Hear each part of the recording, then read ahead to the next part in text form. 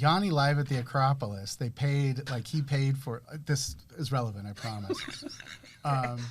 Okay, you got me. Not- Any not conversation the that starts with conversation I thought we Yanni were having. live at the Acropolis, so- I'm in. so- I'm in.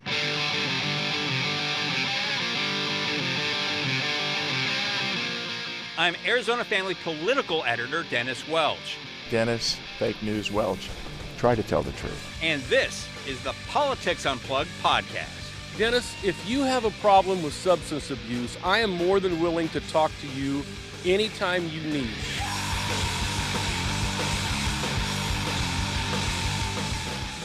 Thank you for joining us today. I'm in our pod studio, our lovely pod studio with Penich Thacker and Paul Bentz. We're going to go through some of the big headlines of this week, and I want to start with, I think the biggest news of this past week, at least in politics, was ESAs. It seemed like it was a bad week for the ESA program, kind of from a PR point of view. First of all, you had the governor come out and reaffirm what the superintendent's numbers are showing, that, look, this ESA program is growing so fast and it's getting so costly, it's going to blow a hole in the budget. And then you've got, Attorney General Chris Mays warning about ESA scams. You've got resignations from people, the director of this program, resigning. Just give us your thoughts, Don. First of all, I know you're very familiar with this issue. Your thoughts about what's happened this week with ESAs. I think the first thing I would have to say is we told you so. There are so many points at which many of these crises could have been averted by just more responsible, more thoughtful planning of an ESA program, which Arizona has had now for a decade and a half at this point. But this universal expansion is what really broke things and proved that ADE is not capable of handling this, and that they made some decisions in the legislation that are only hurting.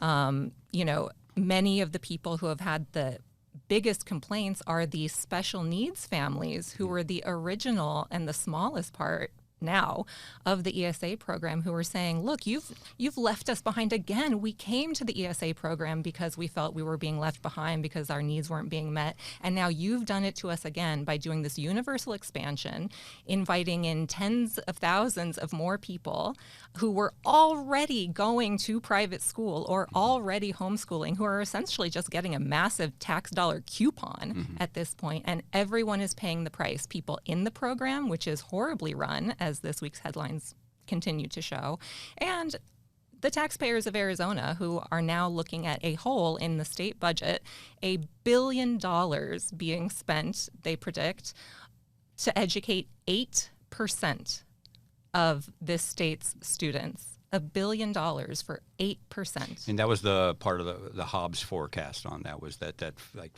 53% of the new K-12 money was going to be going to spend for this 8% of this population that's in this program, correct? Right, and we see that private school enrollment and people who register as homeschooling has not grown. So that proves to us, that shows us exactly, again, what, people who are opposed to this have been saying for years, that this is people who are already in private school, already homeschooling, just now getting this coupon. So it's not actually, opening new educational opportunities for anyone.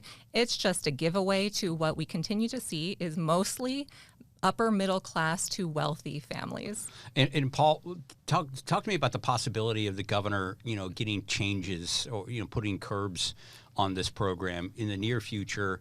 I mean, she's still got to work with the Republican legislature, and they are so committed to this program, to the universality of this whole thing.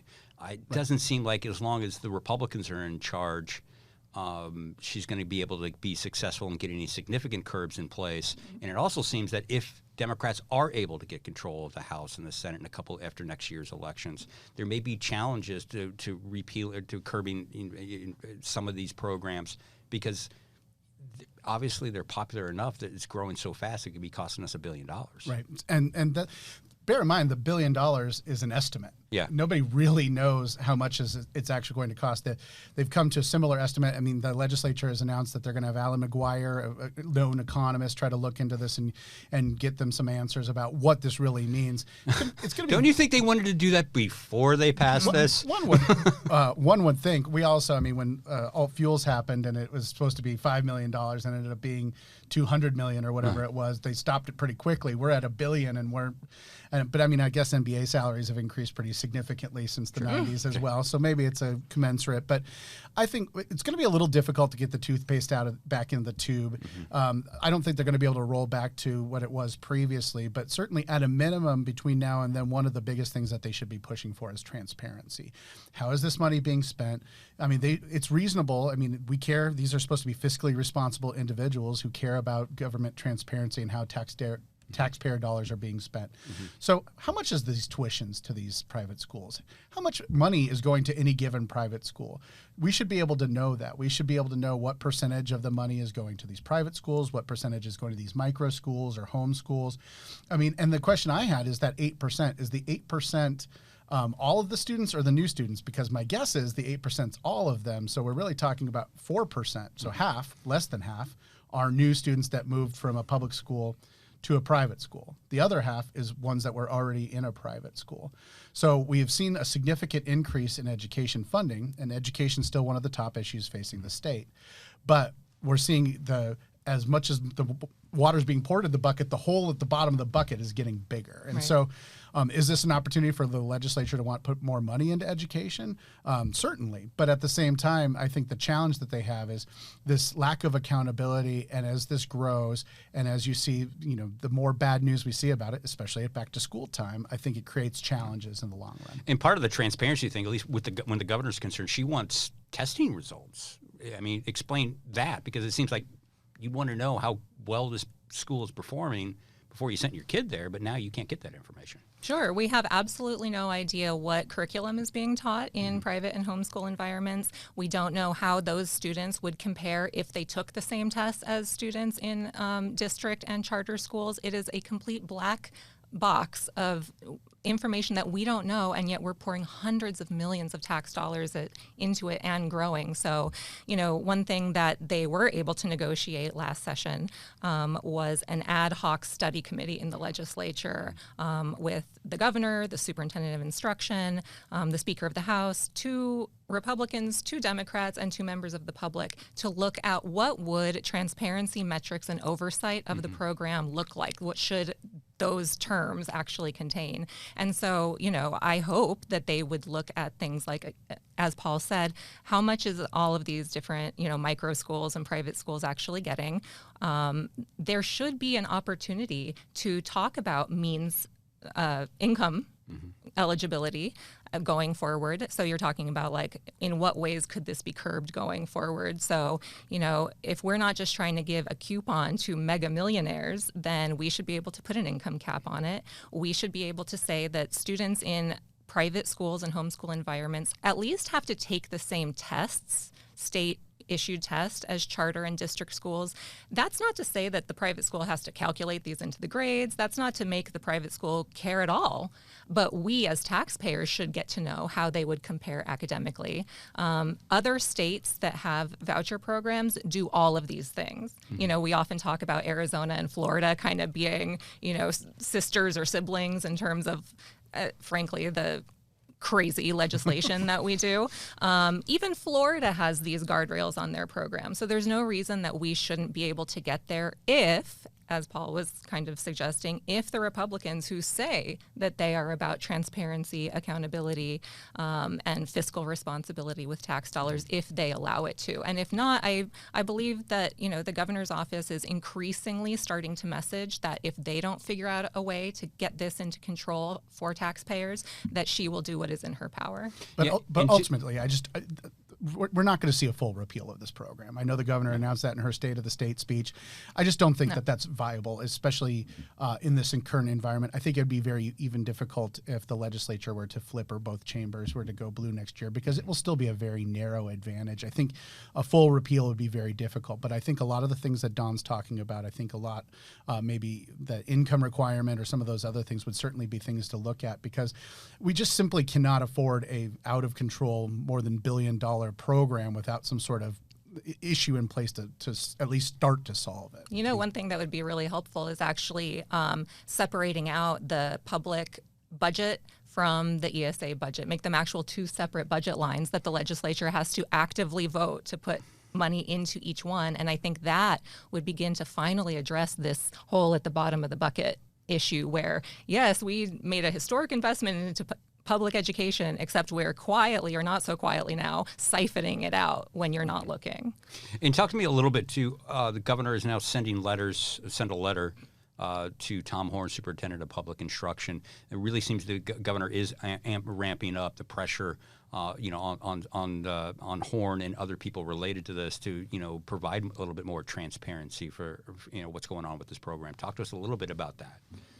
Well, interestingly, too much transparency is the most recent scandal and mess up of the ADE in this program, which, they have let the public know that Class Wallet, the vendor who manages the money of the ESA program, basically, that they released a bunch of private health and personal information about students in the program. This has happened before with the ADE, and this has happened with Class Wallet, which is a national vendor of private school vouchers. This has happened with them before. So basically, this entire industry is the Wild West. It is full of error. It is deregulated to the point of putting families and even the children in harm's way.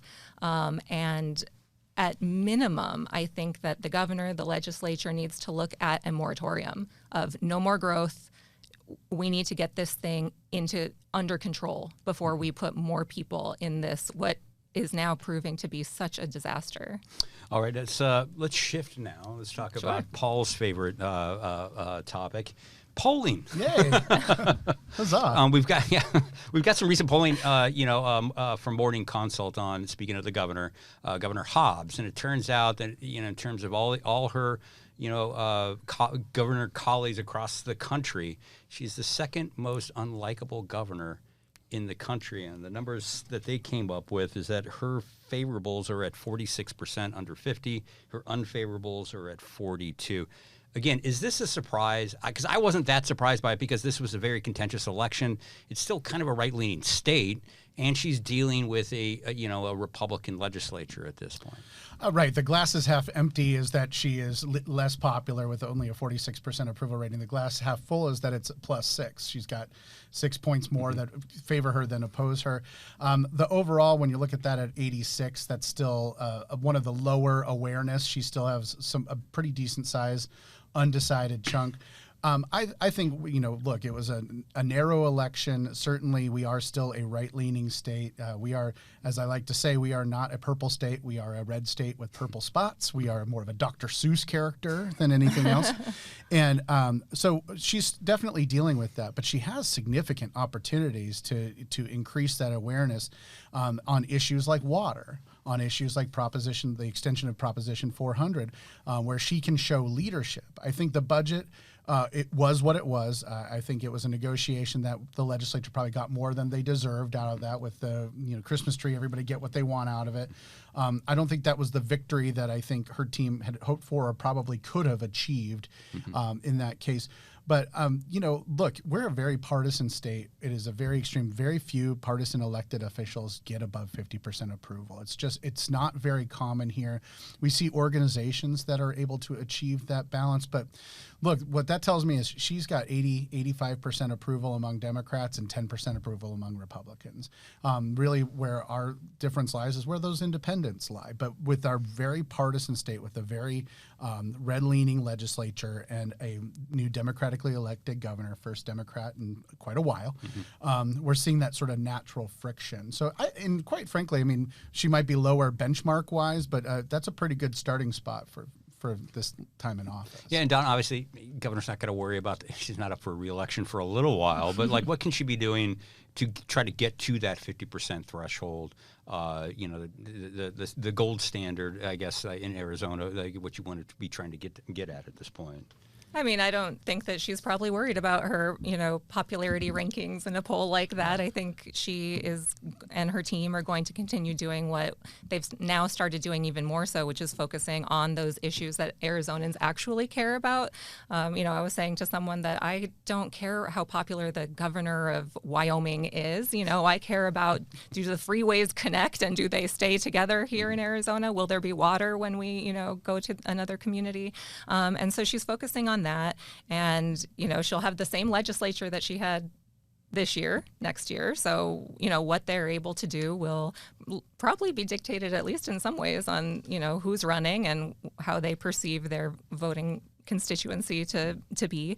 But I don't think they're concerned about popularity polls. She's got a long way until she runs again, and to that point, if you look back at Ducey's rankings on this same poll, he was almost never above this is 50% either, and he was handily reelected. Yeah. So I don't think she's worried about it. I think they are doing what she was elected to do, which is actual Arizona issues. And ironically, too, like her opponent in last year's election, Carrie Lake, she's being rumored, obviously, to be running for the Senate now.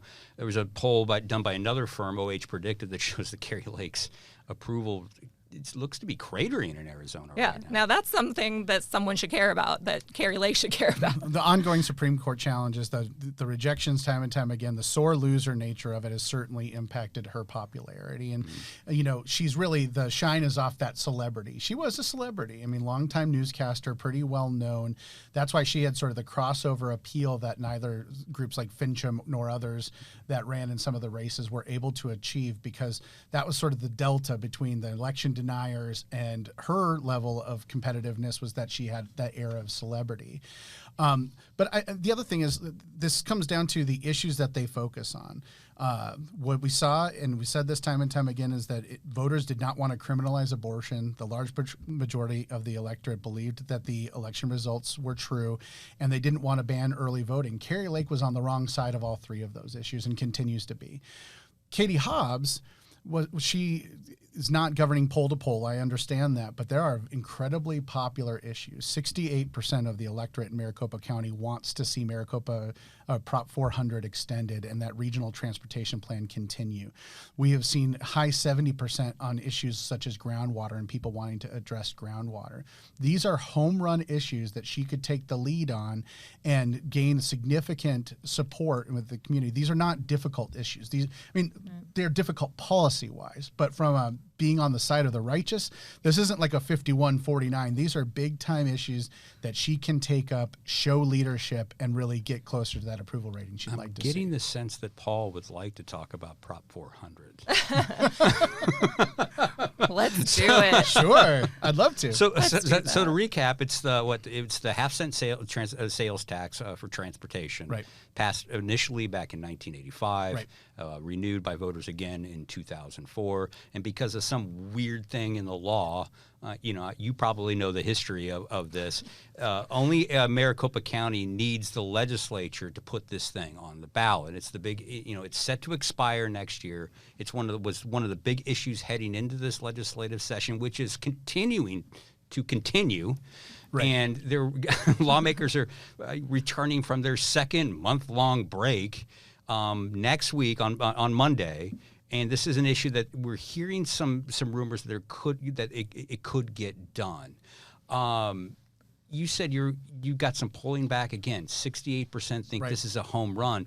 Is that for an all-encompassing one ballot measure, or what about breaking it up into two, like the Republicans in the legislature are trying to do right now, or have been? So what we tested was the ballot language from Prop 400 from 2004. So streets, freeways, transit, light rail, bus, all of it together in a single package. And that's 68% support, including a majority of Republicans support that. And it's countywide, because what we see is that different regions understand the different needs that they have. If you bifurcate a plan, separate out the transit, the areas that need that benefit will vote for that and not the one for the suburbs, and vice versa. The suburbs wouldn't vote for the plan that has the issue for, they would want the streets, but then they don't want to vote for the transit. So bifurcating the plan is against what we saw. We saw unanimous support from the mayors. We saw the unanimous support from regional leaders for the plan that's in place.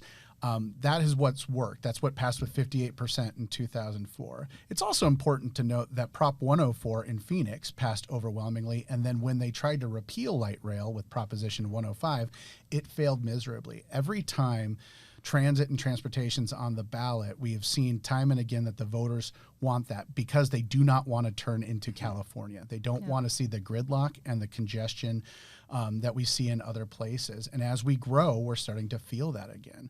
So this is a place where we see a small segment of Republicans latched onto a small portion of the plan, mostly not in their communities. That's not something that we're talking about light rail. Yes.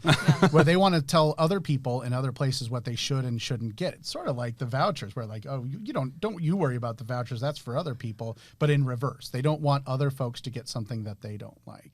So that's the challenge that we're running into, but they're countered just like on getting rid of early voting and just like criminalizing abortion and just like denying the election. The Prop 400 or denying transportation investment is another thing they're on the wrong side of the aisle from. And it seems like a good transition from that, from talking about, legislature, there's maybe referring something about, talk about citizen initiatives with a recent Arizona Supreme Court ruling.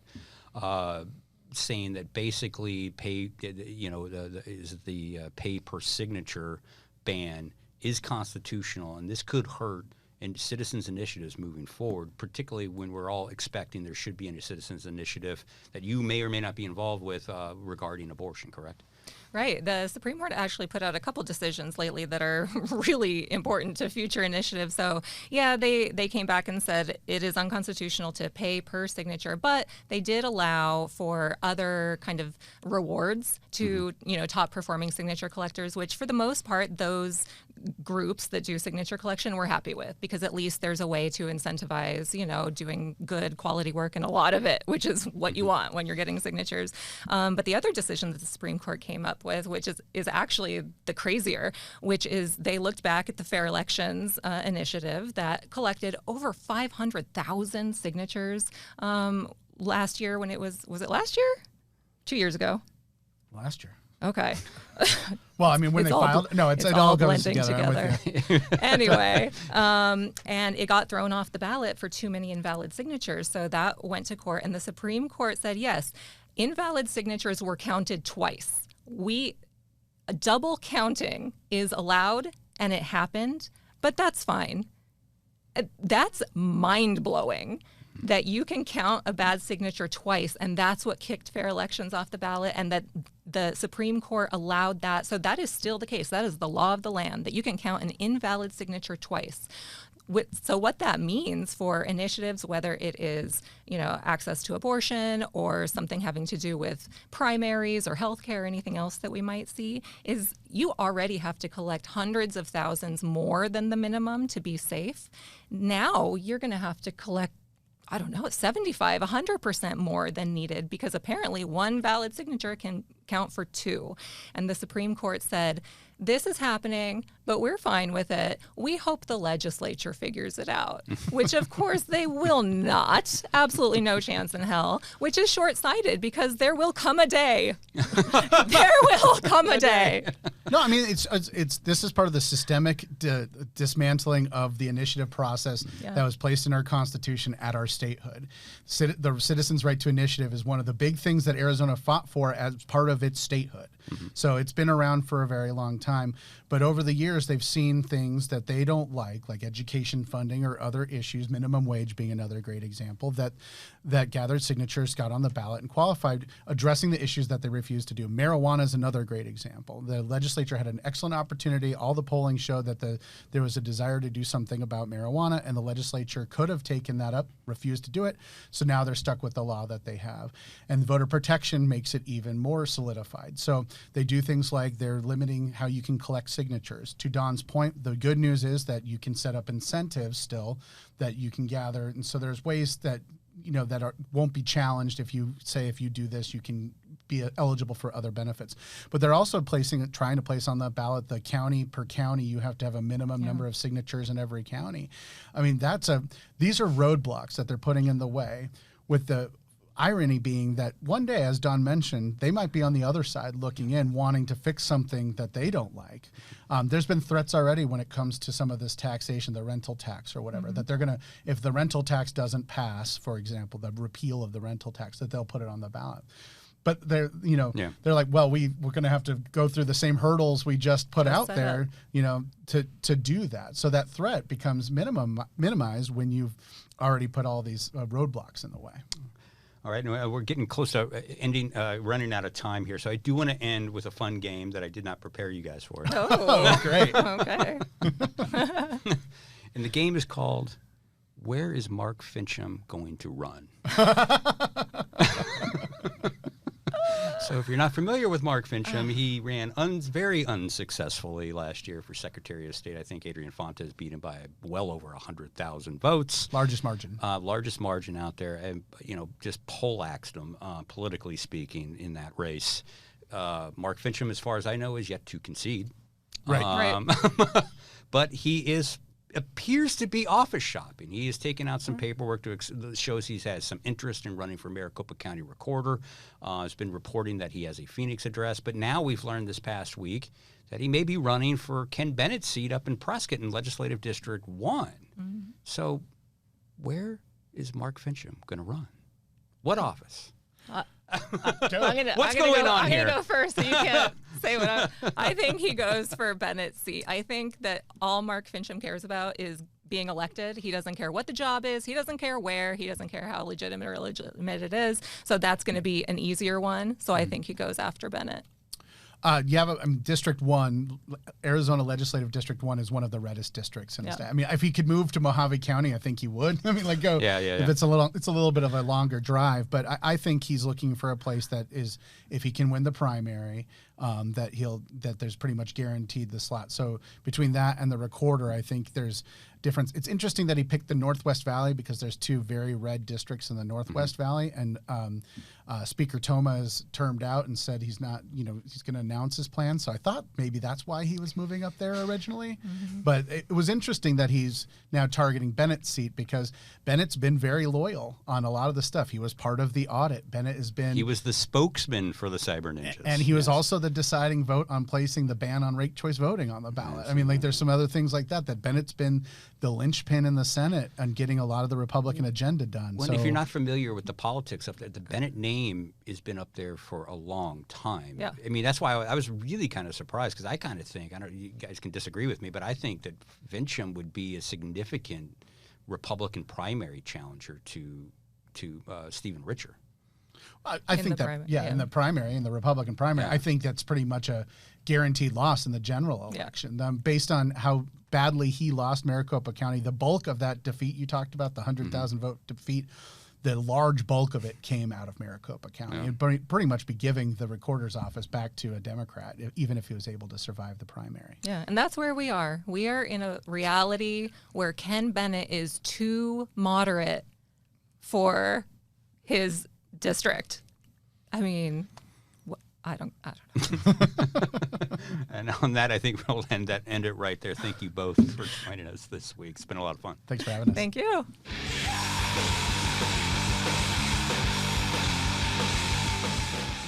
All right, another podcast down. Joined here with my fabulous producer, Colin. Thank you. So, takeaways. What did you learn this week? I think the polling discussion is sort of fascinating because coming in 49th Yeah. out of 50 among the governors is not great for Katie Hobbs. At the same time, I think Tony Connie told you earlier she's the second highest ranked. She's second on the television show of Politics Unplugged. We had Tony Connie on, and he had mentioned that one of his takeaways from this polling data is that actually the Katie Hobbs is the second most popular statewide politician in Arizona. I mean, that goes to Paul's point that it's very difficult for statewide politicians to get to that 50% threshold. Yes. And I think the most popular politician in Arizona statewide is Mark Kelly, who happens to be an astronaut. Which does sort of help. Which kind of helps. Anytime you can have the pictures of you in a spacesuit, floating, like anytime, like how many astronauts are there? Yeah. Not many. Yeah. So she's leading the non-astronaut division. Yes. She's number one for people who have not been to space. Yes, good point. Actually, she's the most popular politician if you take out all the other politicians who have been to space. Great. In the tethered to Earth division, she's number one. And I think Don pointed out, Ducey never did that well in those polls either. Yeah. Won re-election quite handily each time. So again, it's not a great number, but by Arizona standards, pretty good. Yeah, and look, and her favorables are up over her unfavorables at this point. That's really good for this governor at this point. I mean, again, she came out of a very tough, contentious, at least very loud campaign that was very close. She's been dealing with a Republican-controlled legislature. If you remember, if you can't remember me repeatedly saying this over and over again, that started with a good chunk of the Republican caucus vowing to block her quote woke agenda. So it's been something. I don't think it's that bad. Now, when you put it in context of saying, oh, gee, she's the second least favorable popular governor in the country, that sounds really bad. But if you put it in the proper context, I think like we were talking about, with Don and with Paul, I think, you start seeing that, it's not too bad for the governor. It's tough to accomplish much when you're playing defense seemingly the entire time, and that she's done a lot of that since she took office. Yeah. And then some of the other polling stuff we did go through. It's interesting to see Carrie Lake's polling numbers, at least with the OH predictive numbers, have really dropped from the election. And I guess, I would see if those numbers are accurate. I would very much agree with Paul on this. I think there is some fatigue with voters. I mean, it has been nonstop. It has been the same message, basically. Except now she's selling books. And, voters tend to not gravitate towards that. No, she will have her core believers, the Trump supporters who will support her the whole way. And if you're not one of those really hardcore supporters, it's got to be exhausting listening to the same thing over and over and over. And one of the things too, I think is interesting is like, let's see what happens when if Carrie Lake jumps in the Senate race. I think that's when things would tend to change and see where the numbers are with that. And you'll likely see some changes in the polling there. And I think if you get a more moderate candidate in there, I mean, I don't know that Karen Robeson's going to run again. Yeah. But if she did, that was a fairly narrow race when they ran for governor.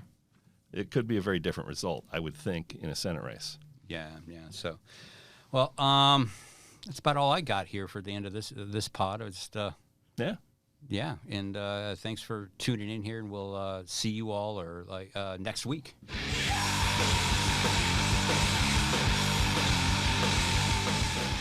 Thanks for listening. You can subscribe on YouTube, Spotify, Apple, Stitcher, the Google Store, or anywhere else you get your podcasts. See you next time.